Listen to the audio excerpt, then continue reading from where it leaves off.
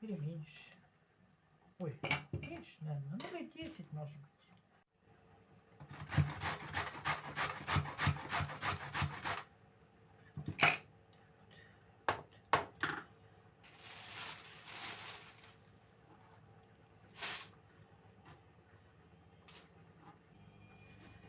Ну, лук кольцами, я думаю. Все-таки более эстетичен лук колечками. Вот таким образом в рыбку.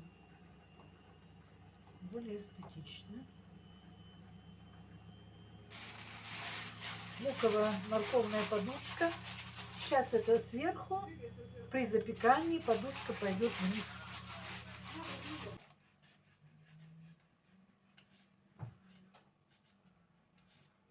Такая с углублением картошек. Вогнутые. Когда они выпуклые, тогда хорошо. Это вогнутые. Поэтому вот дочищаем. Ну, мы уже все почистили. Сейчас начнем резать. Если у вас вот эта вот затяжечка в единственном экземпляре, так сказать, которая не плавится, то мы ее можем использовать многократно, не один раз. На бочок так вот и тут. То есть вы когда достаете это готовое блюдо, вы ее моете, промываете и не выкидываете. Вот вы ее на бочок вот так вот заправляете бочком, затягиваете и разворачиваете, ну, для того, чтобы пакет запекался и не сползал. Вот так. Так, все. Можно расправить даже. Можно даже вот так можно запекать. Вот так, перевернуть. Ну, сейчас тут противень занят, поэтому вот этот вот будем использовать. Вот так вот. Будем использовать. Да, пусть так. И будем сейчас резать картошку.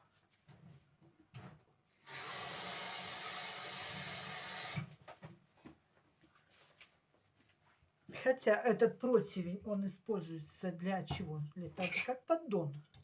Чтобы вода туда стекала. Чтобы не лилась там куда-то вниз на горелке. Так. Так, смотрим, как надо сделать. Вот перпендикулярно этим полосам. То есть мы должны резать вот так. Сейчас проверим. Раз, два, ну и 3. Пальцы не отрежьте себе только. Так. Сейчас еще приправой. Так. Раз, два. Как резать? Вот раз. Пусть 2 мелкие. Нужно покрупнее, чтобы их можно было там макать в соусы. Так, пополам. Раз, два. Так, теперь смотрим, чтобы не формы поперек были, чтобы красивыми были брусочки. Не особо красивые, но так. Ну, тоньше тоже не надо, они потому что еще ужариваются и становятся меньше по объему. Становятся маленькими. Неудобно брать в руки, неудобно там макать в соус. Так, вот так. Также раз, два, 3. Так. Целиком он будет скользить, видите как. Поэтому какую-то горбушку нужно убирать. Ну, видите, как убирается все и сразу. И на пол.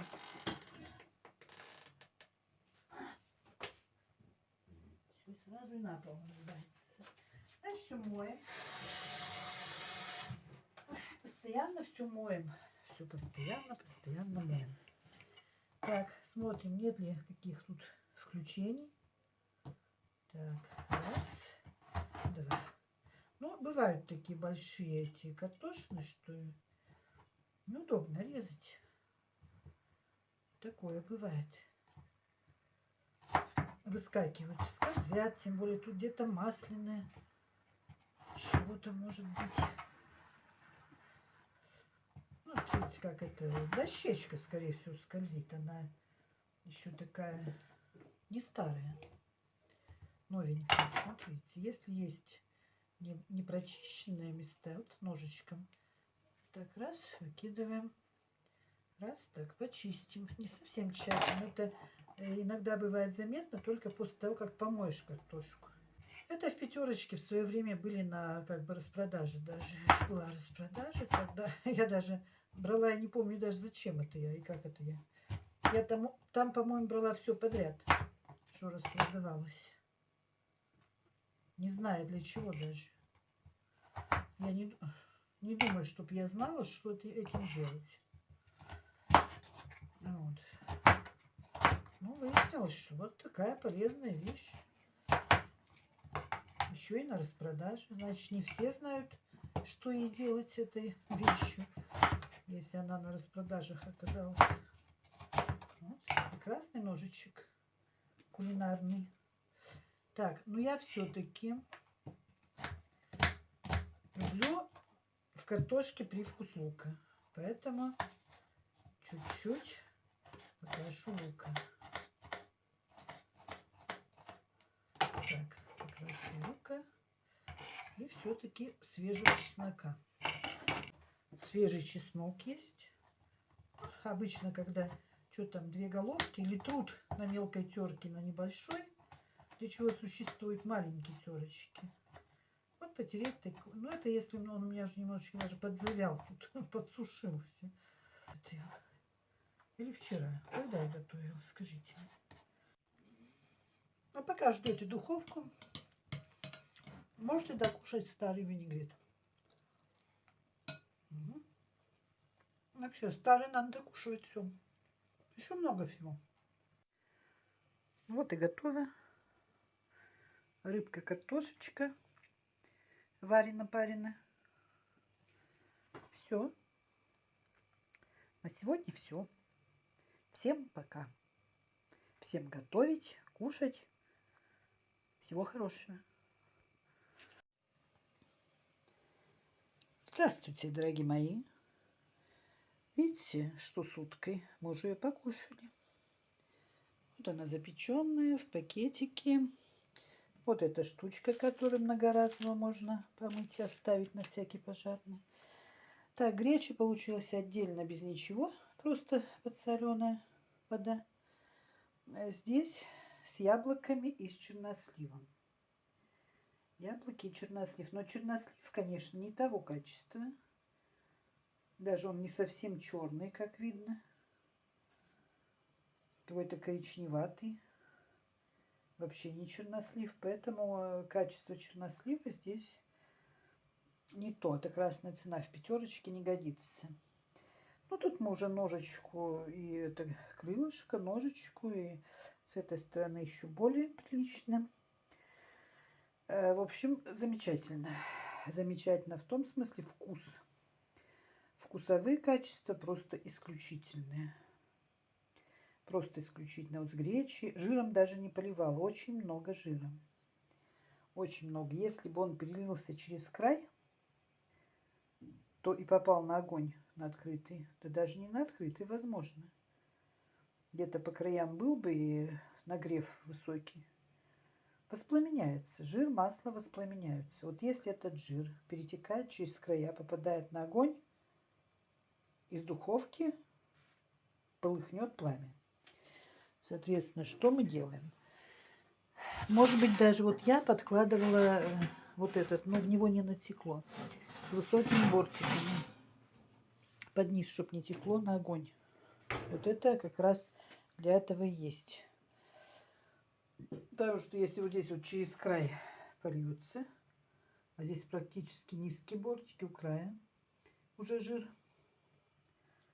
Вы придете, оставите утку, придете, у вас будет пламя из духовки вовсю еще. И что оно еще к тому времени, у кого шкафы близко, вот сейчас модно встроенная мебель, встроенная, чтоб шкафы были прямо вот к плите напрямую, чтобы примыкали. Да что вы?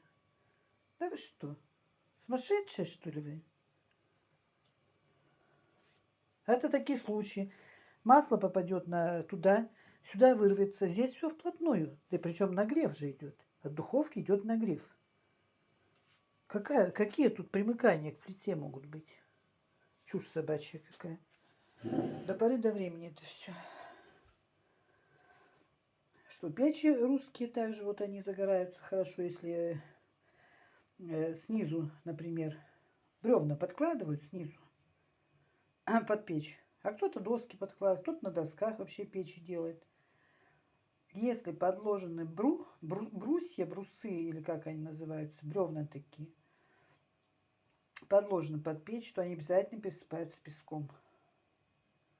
Песок, потом уже только все остальное. После бревен. Никаких бревен внизу под огнем быть не может. Сгорите.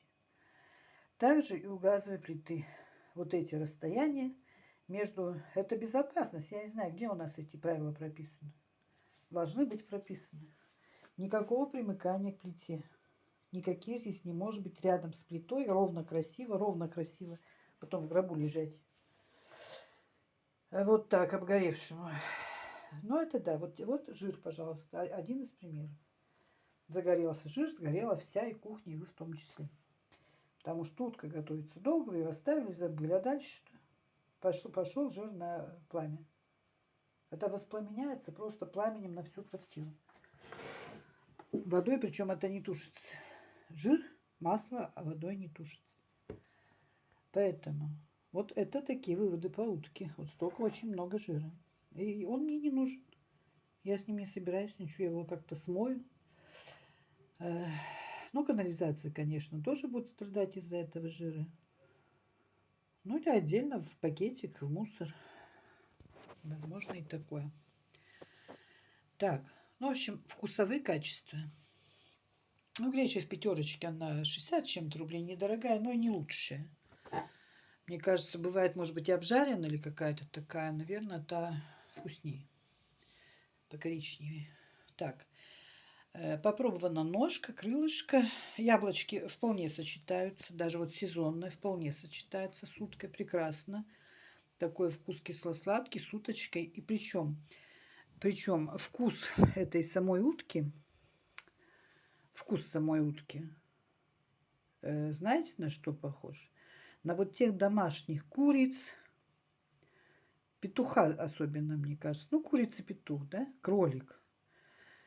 Тушеных прямо на русской, вот на плите русской печки, плита. Два этих отверстия с кружками. Одни кружки побольше, одни поменьше. Вот. И вот на краю этой печи с утра печь затапливалась где-то к 6 утра. И вот часам к 2, когда собираешься кушать, оно как раз все тепленькое, все такое зажаристое, все такое тушеное. И вот вкус именно тех куриц, петухов, кроликов, вот тушеных на русской печи. Чему я удивилась. Я давно пыталась этого вкуса где-то хотя бы примерно найти. Курица не дает того вкуса сейчас. А вот утка почему-то дала. Вот именно тот старый вкус вот тех вот петухов, курочек домашних, кроликов. Вот именно таких поджаренных внизу с этой печки. Не сожженных. Там не жглись низы кастрюль, они стояли на краешке. Они начинали кипеть. Так сказать, там же не убавишь. Там нет убавления функций в печи. Там движется ближе к краю. И на краю дотушивается. На плите. Не вот эти там внутри какие-то разжигают там эти. На плите все варилось и тушилось все на плите. Не внутри там в этих. Там почти и все было тушеное. Именно с большого огня двигалась на самый край этой плиты.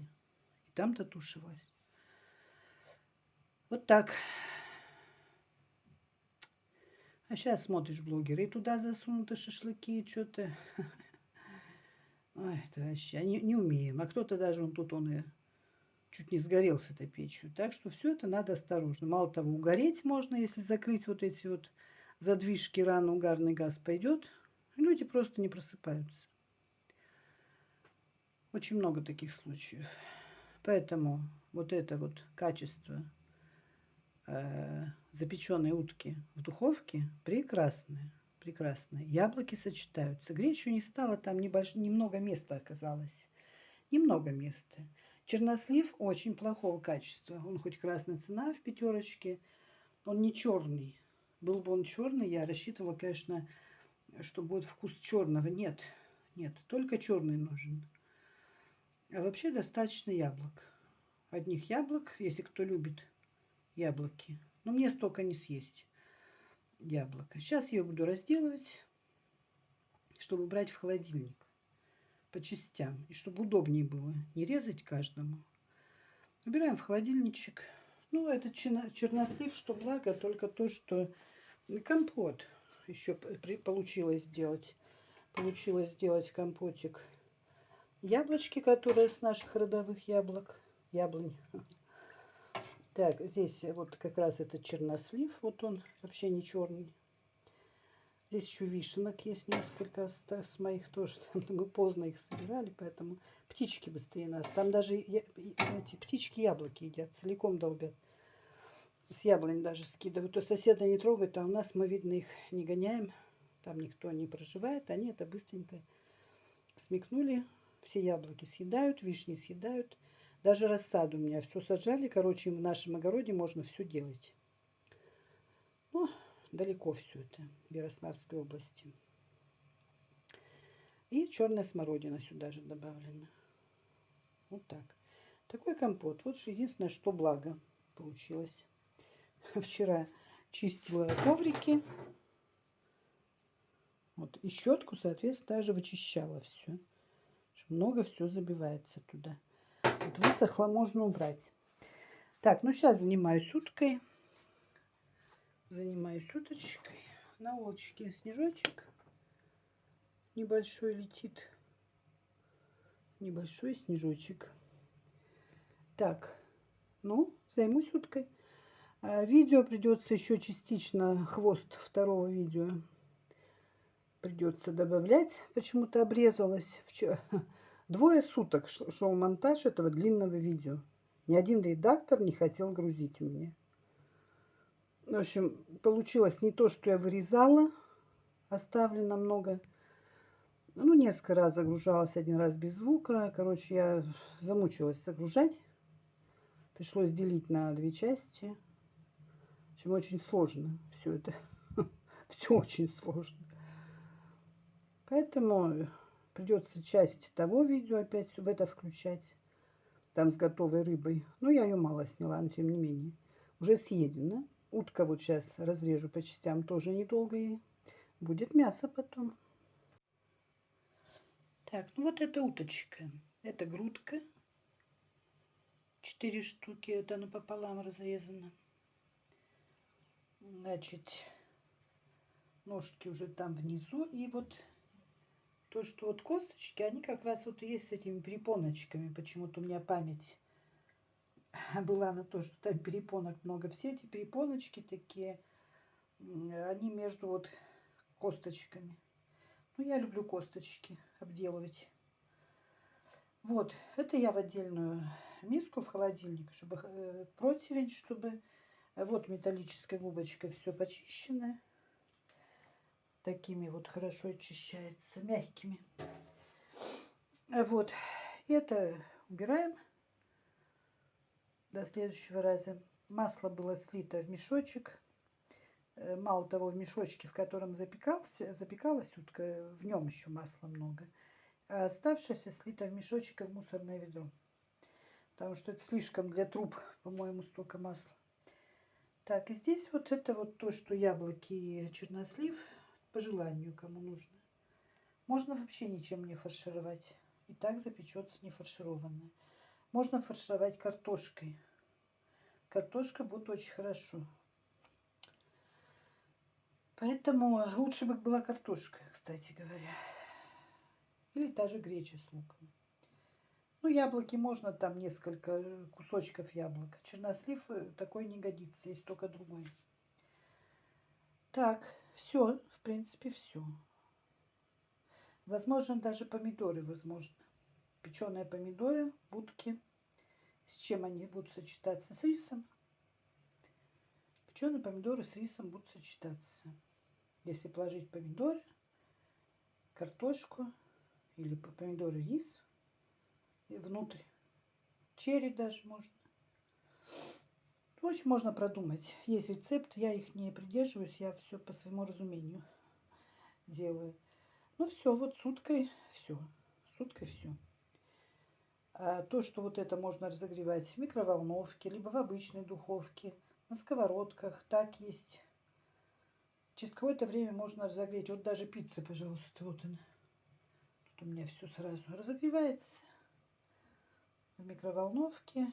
И хорошо можно долго есть.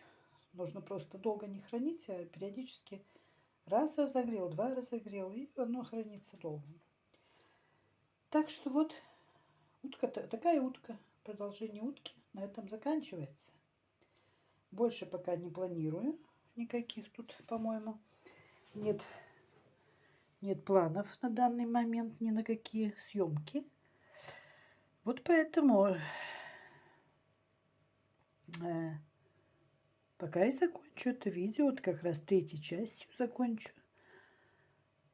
И на этом пока и все. Утиная печень, кстати говоря, она для чего-то, ее тут, кстати, нет, но может быть что-то осталось. Она входит даже вот в эти, где каплями добавляют утиную печень.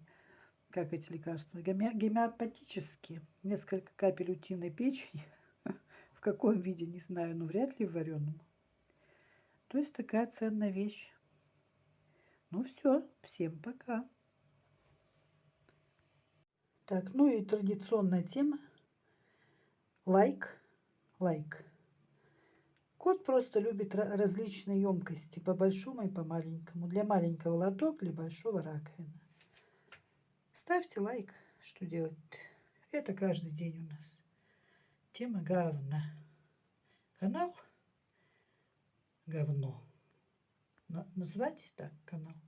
Что очень много говна почему-то на моем канале. Ну, я это сделала. Лайк, пожалуйста. Я молодец. Каждый день я молодец. Ой, ну, что делать? Приходится терпеть. Такие котики. Зато раковина блестит. Вот на этом лайк и пока.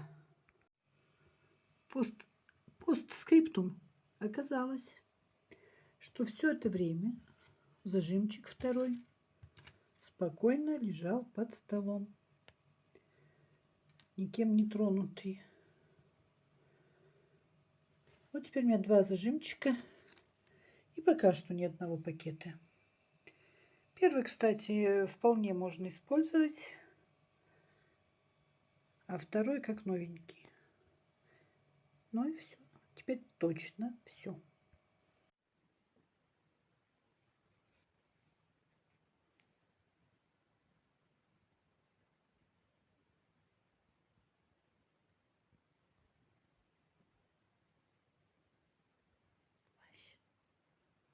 Мась. Масенька.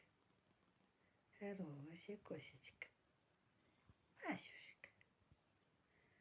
Хорошая кошечка Масечка. Спи, твой хороший. Спи, Масенька. Ой, как. Ой, хорошая, чистенькая. Помылась. Все помылась. Ой, лапочка. Помылась, Масенька. Мешают тебе спать? Люду убрала, Масенька помылась. Лежим с Масенькой. Да?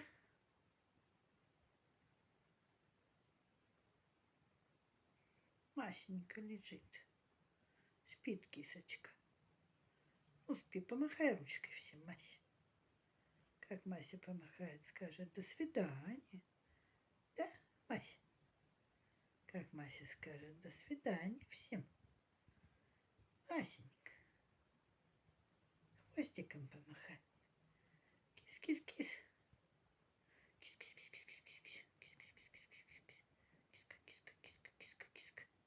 Маська, Маська, Маська, Маська. Помахай ручкой. Помахай ручкой, Мася. Как Мася скажет, до свидания всем. Как, Мася? Только хвостиком, а ручкой до свидания всем. Мась, Мась, Мась, Мась, Мась, Мась, Мась.